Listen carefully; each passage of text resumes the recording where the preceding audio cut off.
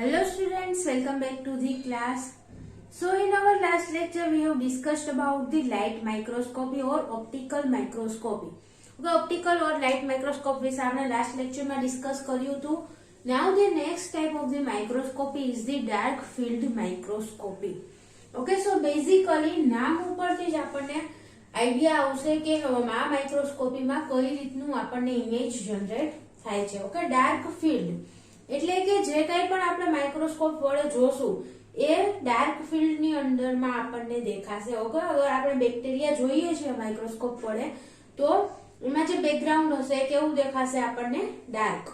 Okay, black background ની ઉપર એકદમ બ્રાઇટ બેક્ટેરિયા જોવા મળશે. ઓકે, સો ડાર્ક ફિલ્ડ માઇક્રોસ્કોપી એટલે કે પાછળનું બેકગ્રાઉન્ડ છે એકદમ ડાર્ક બ્લેક કલરનું જોવા મળશે અને તો કે જ્યાં પણ બેક્ટેરિયા છે અથવા તો બીજું કોઈ ઓબ્જેક્ટ પ્રેઝન્ટ હશે તો એ જગ્યાએ આપણને એકદમ લાઇટ વાળા સ્પોટ જોવા મળશે. Okay, so it uses the light microscope with special condenser and objective. Okay, light microscope આપણે જે લાસ્ટ લેક્ચરમાં લાઇટ માઇક્રોસ્કોપ વિશે ડિસ્કસ કર્યું હતું એ ટાઈપનું સેમ સ્ટ્રક્ચર એટલે કે અહીંયા લાઇટ માઇક્રોસ્કોપનો જ યુઝ થશે. ખાલી ડિફરન્સ ક્યાં આવશે તો કે સ્પેશિયલ ટાઈપનું કન્ડેન્સર અને ઓબ્જેક્ટિવ લેન્સ અહીંયા યુઝ થશે. ઓકે, સો અહીંયા જે કન્ડેન્સર પ્રેઝન્ટ છે કન્ડેન્સર લેન્સ એ અલગ ટાઈપનો હશે લાઇટ માઇક્રોસ્કોપ કરતા. Okay, so this is the hall principal of the dark field microscopy. Okay, કઈ રીતના ડાર્ક ફિલ્ડ માઇક્રોસ્કોપી વર્ક કરે છે એ અહીંયા ડાયાગ્રામ દ્વારા બતાવવામાં આવેલું છે. Okay, so they brightly illuminate the microbes in specimen against the dark background. Okay, specimen એટલે કે જે કાંઈ પણ આપણું સેમ્પલ છે એની અંદર જે માઇક્રો ઓર્ગેનિઝમ્સ પ્રેઝન્ટ હશે એ આપણને કેવા દેખાશે? બ્રાઇટ. ઓકે, એકદમ બ્રાઇટલી ઇલ્યુમિનેટેડ માઇક્રો ઓર્ગેનિઝમ્સ એટલે કે બ્રાઇટ લાઇટ વાળા દેખાશે micro organisms against the dark background. Okay, background કેવું હશે? ડાર્ક. અંધારું હોય ત્યારે કેવું ડાર્ક હોય એવું બ્લેક કલરનું ડાર્ક બેકગ્રાઉન્ડ હશે અને એની અગેન્સ્ટમાં એકદમ બ્રાઇટ એટલે કે જ્યાં બેક્ટેરિયા પ્રેઝન્ટ હશે ત્યાં એકદમ લાઇટ આપણને જોવા મળશે અને બાકીનું આજુબાજુનું બેકગ્રાઉન્ડ છે એ બ્લેક દેખાશે. ઓકે, એની કમ્પેરમાં લાઇટ માઇક્રોસ્કોપમાં કઈ રીતનું આપણને ઇમેજ જનરેટ થાય છે તો કે એનું બેકગ્રાઉન્ડ પણ લાઇટ હોય છે. ઓકે, વ્હાઇટ ઉપરનું બેકગ્રાઉન્ડ આપણે જોઈ શકીએ છીએ, કલરલેસ બેકગ્રાઉન્ડ હશે અને એની ઉપર તો કે આપણે ઓર્ગેનિઝમ્સ ને કલર કરેલો હોય, સ્ટેઇન કરેલો હોય તો જે કલર થી ઓર્ગેનિઝમ ને કરેલા હોય પર્પલ સ્ટેઇન થી કલર બેક્ટેરિયાને સ્ટેઇન કરેલો હશે તો પર્પલ કલરના બેક્ટેરિયા જોવા મળશે વ્હાઇટ બેકગ્રાઉન્ડ ની અગેન્સ્ટમાં. રેડ સ્ટેઇન હશે તો રેડ બેક્ટેરિયા જોવા મળશે. ઓકે, એટલે એ રીતના લાઇટ માઇક્રોસ્કોપમાં ઇમેજ જનરેટ થાય છે. પણ અહીંયા ડાર્ક ફિલ્ડ માઇક્રોસ્કોપીમાં શું થશે તો કે બેકગ્રાઉન્ડ છે આખું ડાર્ક હશે બ્લેક કલરનું. ઓકે, અને તો કે જ્યાં પણ બેક્ટેરિયા માઇક્રો ઓર્ગેનિઝમ્સ પ્રેઝન્ટ છે ત્યાં આપણને લાઇટ સ્પોટ્સ જોવા મળશે. ઓકે, લાઇટના ડોટ જોવા મળશે. So it looks like dancer in spotlight against the black curtain. Okay, જ્યારે આપણે ડાર્ક ફિલ્ડ માઇક્રોસ્કોપીનું રિઝલ્ટ જોઈએ આપણે ઓબ્ઝર્વ કરીએ માઇક્રોસ્કોપમાં તો કેવું દેખાય તો કે like dancer in the spotlight. Okay, સ્પોટલાઇટમાં ડાન્સર જે ડાન્સ કરતું હોય એ પાછળ બ્લેક કલરનો પડદો લગાવેલો હોય અને સ્ટેજ ઉપર સ્પોટલાઇટમાં કોઈ એક વ્યક્તિ ઊભું હોય અથવા તો થોડાક ડાન્સર હોય 4-5 તો બધા ઉપર પર્ટિક્યુલરલી સ્પોટલાઇટ મૂકેલી હોય છે. ઓકે, સો આ રીતનું આપણને પણ જોવા મળશે કે પાછળ બ્લેક બેકગ્રાઉન્ડ છે અને સ્પોટલાઇટમાં આપણા બેક્ટેરિયા ઊભા છે એવું આપણને માઇક્રોસ્કોપમાં દેખાશે. So dark field condenser. Okay, dark field condenser difference ક્યાં આવશે? ખાલી કન્ડેન્સરમાં ડિફરન્સ હશે અને તો કે ઓપ્ટિકલ લેન્સમાં થોડીક એની પ્રોપર્ટીઝમાં ચેન્જીસ હશે.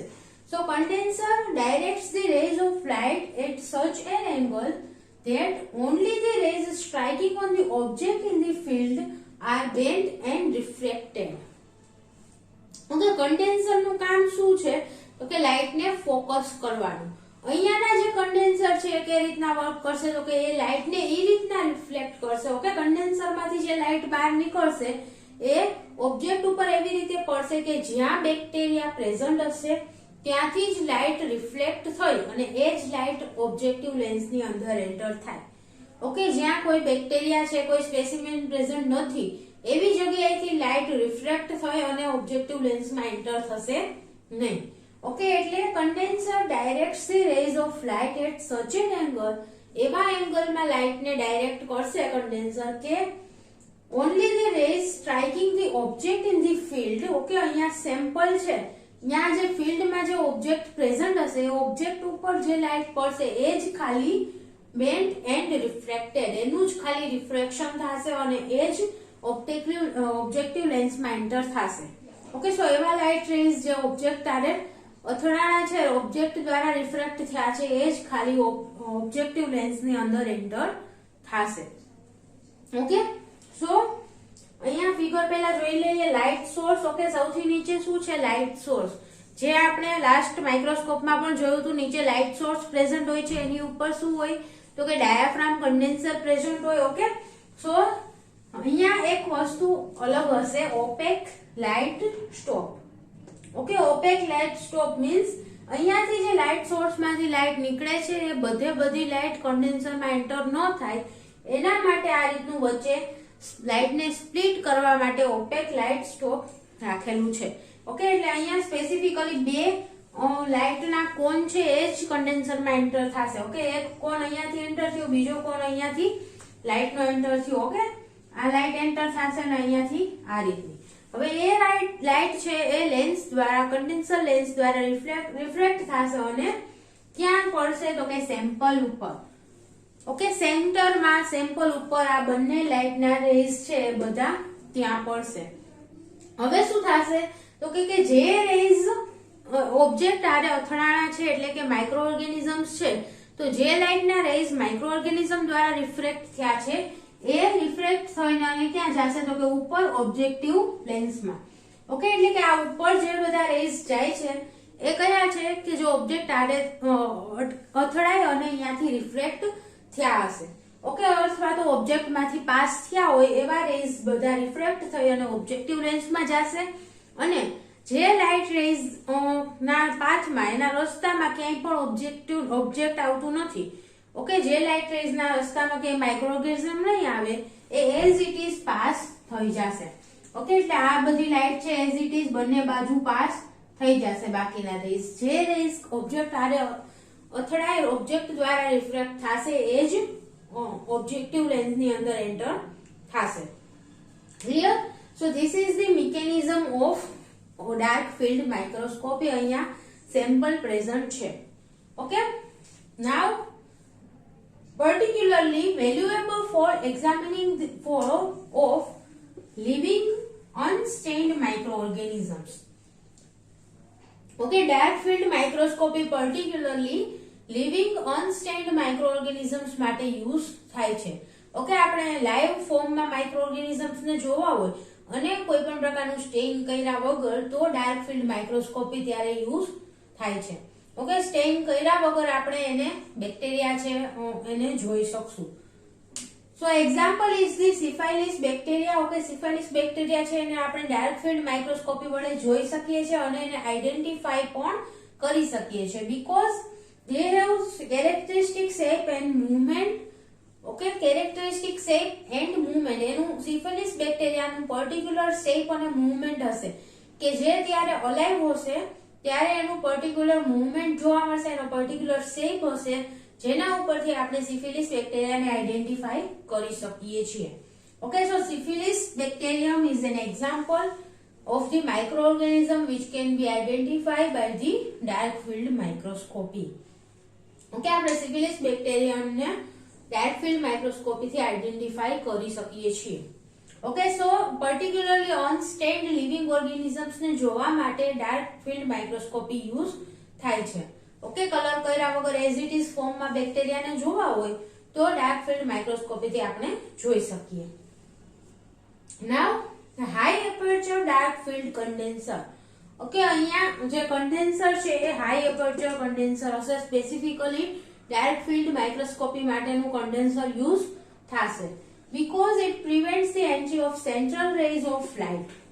ઓકે, અહીંયાના જે વચ્ચેથી બધા રેઝ આવતા હતા એની એન્ટ્રી પ્રિવેન્ટ કરે છે કે આ વચ્ચેથી જે કઈ પણ રેઝ આવ્યા એ બધાને લેન્સની અંદર એન્ટર નહીં થાય, અને લેન્સની અંદર એન્ટર થયા તો પણ એને રિફ્રેક્ટ કરી દેશે. એટલે અહીંયા સેમ્પલમાં સ્ટ્રેટ ફોર્મમાં વચ્ચેથી કોઈ પણ પ્રકારના રેઝ આવશે નહીં.